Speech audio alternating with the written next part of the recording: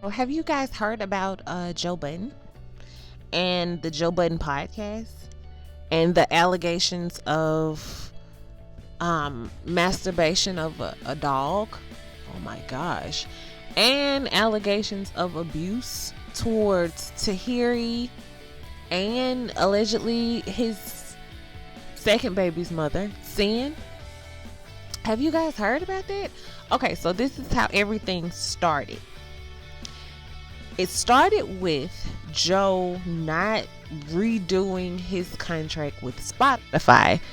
Joe's argument is that Spotify does not want to pay him for his product, which is the Joe Budden podcast and other podcasts alike from black people. So Joe is in this fight for equality for black people and the culture. And I am all for what Joe is fighting for. So according to Joe, this is basically all a smear campaign to bring him down because he didn't want to do or redo his contract with Spotify. And I mean, it really does add up because it really does look fishy that right after he doesn't do the contract with the company, then the allegations of the dog stuff comes out. Then the allegations of the abuse comes out.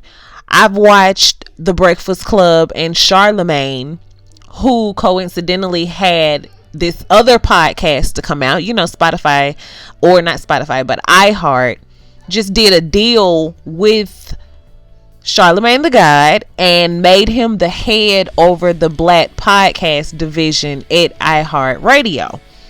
So all of this is happening at one time and Joe's name is just going under the mud. Like, I don't know. What do you guys think about this situation? I'll say in wrapping up this situation about Joe Budden that I have always been a supporter of his. I listened to him back in his freestyle days when he was with Eminem. When he freaking went to Complex, when he, started the Joe Budden podcast. I've been watching for a while, and most of the things that he say I agree with. I trust his word and take his word for things. If he said that he wasn't masturbating a freaking dog, I'm gonna take his word for it. But I have to trust my own eyes as well, though, because he did say some creepy, weird stuff on the podcast before. So, you have to take that into account. I'm not with bestiality. Like, no. I'm not with it. You know what I'm saying? I'm not with the creep stuff. But it does seem odd that right after he doesn't redo the contract, all this horrible stuff comes out about him. So until further notice, I'm going to still be on the Joe Budden podcast bandwagon. Okay. Well, in sad news, Cardi B and Offset are officially calling it quits after 3 years of being together in matrimony. Cardi, who is 27 years old, the superstar rapper, filed for divorce on Tuesday at an Atlanta courthouse. And reportedly, there are no prospects of reconciliation. This marriage is over. Allegedly, the Migos rapper, who is 28 years old, have been cheating the whole time. This is what they've been saying in the streets. As well as he could possibly have a baby on the way. Now, allegedly, I got this from Tasha K on, what is it? Unwind with Tasha K. That's where I got that from. So, hey, don't come this way with no defamation, because, baby, that's who said it. Now, you have to cite your sources. That's who I got it from.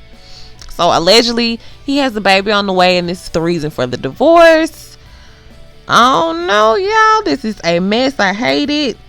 He's been cheating for a long time. He's been struggling with that demon, because he also, you remember a while back, went on The Breakfast Club and said that he was through with that life. He is for the family life and for his daughter, for his other kids, for his wife. I heard conviction in his voice. I thought he was serious. But, I can only imagine how it is being a millionaire, being young, being in the limelight, just like you're supposed to be this perfect person, having the spotlight on you, then having all these women thrown at you.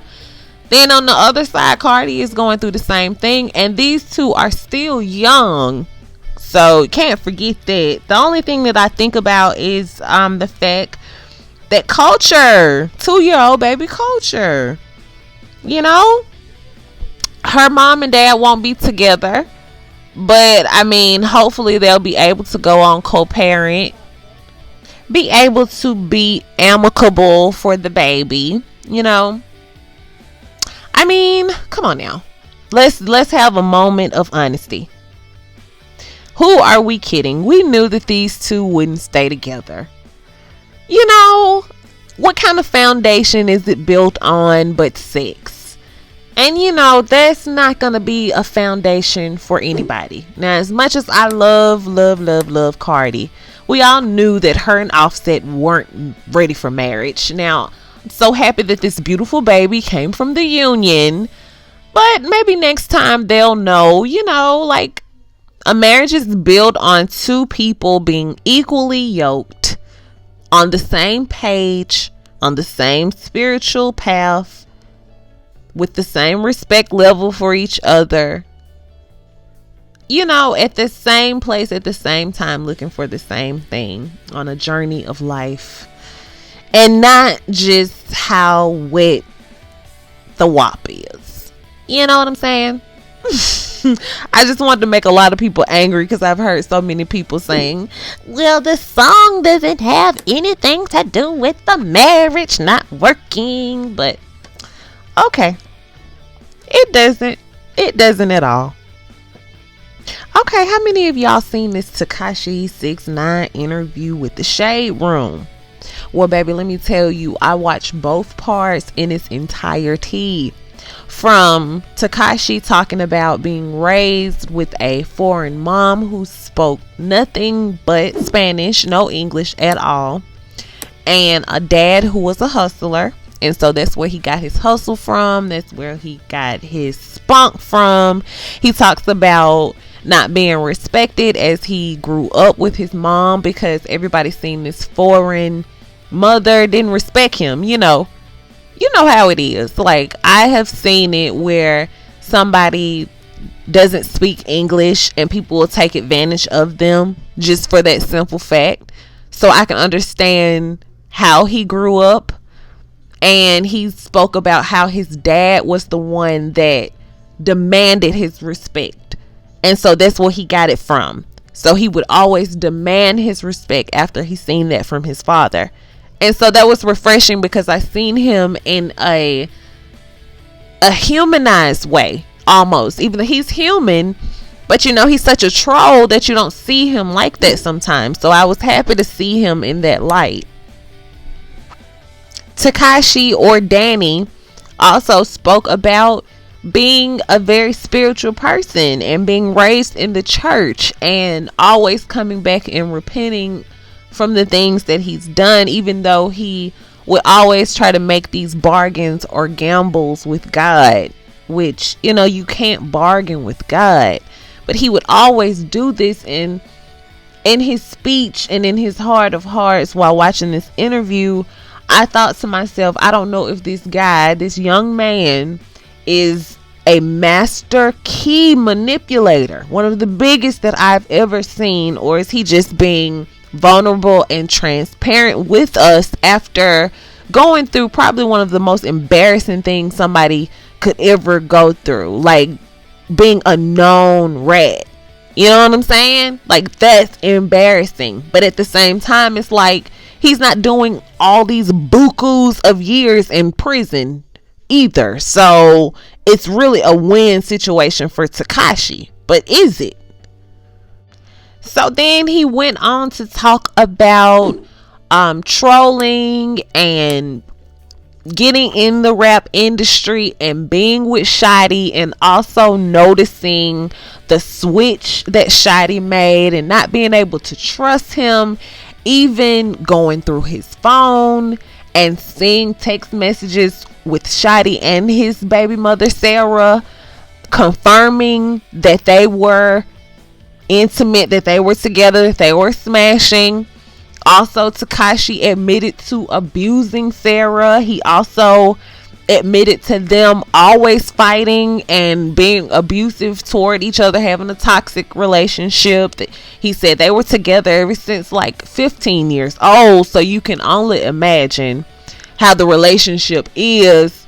He spoke about, cheating and all of these things on Sarah, but ultimately Tekashi spoke about how when he was kidnapped, the people that kidnapped him had no way of knowing where he stayed. Nobody knew where he stayed but him, his baby mother, and Shotty. So the fact that they were able to drive him back to his new place of residence to get jewelry. Now you have to go watch the interview to get all the details. But to get jewelry, the fact that they knew where he stayed told him that Shotty set him up. So in his mind and his logic throughout this whole interview, he's like, everybody's calling him a rat. Everybody's calling him disloyal. Everybody's calling him a snitch. But what was he supposed to do? Not tell on somebody that was not his friend? Not tell on somebody that was not being loyal to him? It's like this dude was smashing his baby mother, setting him up for the fall, and he was supposed to take the bid. Now when you look at things in that perspective, hell no, he was not. And he's like, call it what you want, but I'm a free man, and he wasn't loyal. So it is what it is. And if that is the case, I agree with him wholeheartedly. What do you guys think about it? Because so many people have had so many things to say about Tekashi69. And I want to hear the opinions down below. So go ahead and tell me how you feel. I mean, the mere fact is, you can speculate all you want. You can, deem him as a rat if you want to, because technically he did tell on a lot of people. A lot of people are behind bars because he told. If you were in the same situation and somebody betrayed you, same situation that Tekashi was in, what would you do? All I'm gonna say is context is everything. And on that note, you guys make sure to subscribe if you haven't already. Hit that like button, baby. Please do that right now because it helps me get in the flow of YouTube. So if you haven't, please do that for me right now. I love you for it. And hit that notification bell so you can know every time I post a video. And until next time, you are tuned in with Mocha Monroe Media. And I'll talk to you guys sooner than later. Bye-bye.